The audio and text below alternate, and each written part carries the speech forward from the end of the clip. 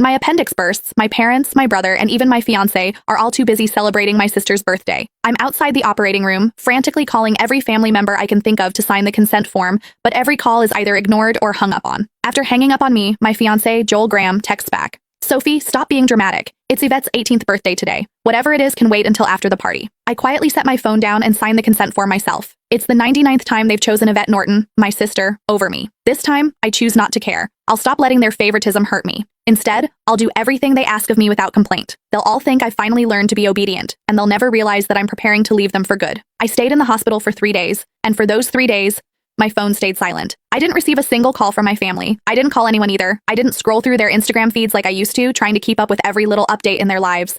Instead, I just quietly rested in my hospital bed and dragged my weak body around for checkups and payments. Even on the day I was discharged, I didn't tell a soul.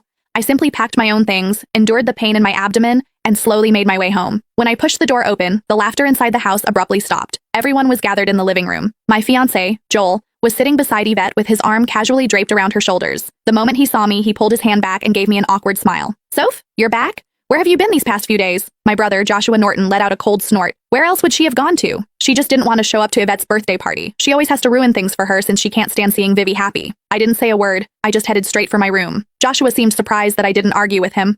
Normally, whenever he accused me of being selfish, I would break down in tears and desperately defend myself.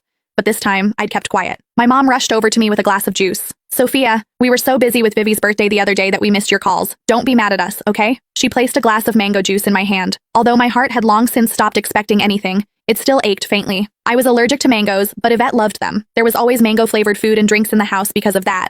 But no matter how many times I reminded them, no one ever remembered that I couldn't have mangoes. I handed the glass back to Mom and quietly stepped back. I'm not mad, I'll just go to my room. Just as I turned around, a loud noise came from the living room. Dad abruptly stood up and slammed his hand on the table. He screamed, "Why have you been walking around with that sour face ever since you came in? Your mother already apologized and even gave you your favorite drink? What's with that attitude? It looks like we've spoiled you too much." My heart twisted, and even breathing hurt. Tears blurred my vision, but I still lifted the glass from Mom's hand and drank it all in one go. I then gently set the empty glass down and wiped away my tears. I calmly looked at Dad. Yvette's the one who likes mangoes. I'm allergic to them, but it doesn't matter. I already drank it all. Can I go to my room now? Sophia, why didn't you say something earlier if you were allergic to it? Who told you to drink it? You're so stubborn. Mom panicked and quickly patted my back. Dad looked embarrassed, but he still harshly replied, "You could have just explained yourself. You've always had that unlikable attitude. You're nothing like Vivi. She knows how to communicate." Yvette's voice drifted over from the couch. "Dad, don't say that about Sophia. You'll make her sad." She sounded gentle, but the smugness in her eyes was impossible to hide. Yvette had always used my dullness to highlight her perfection. No matter what it was, she loved comparing herself to me. She would only be satisfied when she got to trample me.